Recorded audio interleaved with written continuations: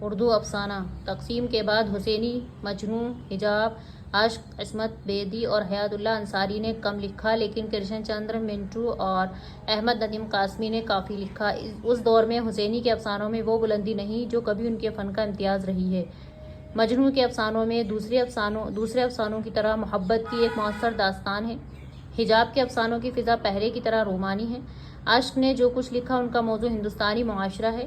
بیدی نے تقسیم کے حوادث کو پس منظر بنا کر ایک افسانہ لاجونتی لکھا جس میں ان کے بے لوث نفسیاتی طرز کا عکس موجود ہے۔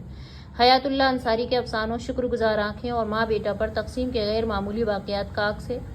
تقسیم کے بعد عصمت نے جو کچھ لکھا وہ ان کے افسانوں کے مجموعے چھوئی موئی میں شامل ہے، جو کہ فنی انحطاط کا مظہر ہے۔ کرشن چندر کے افسانوں کا مجموعہ ہم وحشی ہیں کہ سارے افسانے فسادات سے متعلق ہیں جن پر غور و فکر نے توازن کی مہر لگا دی ہے۔ منٹو کے افسانے اپنے واقعہ نگاری اور کردار نگاری کی وجہ سے نہایت مقبول ہوئے۔ احمد ندیم قاسمی کے افسانوں میں مشاہدہ، احساس اور فکر کی مکمل ہم آہنگی دیکھنے کو ملتی ہے۔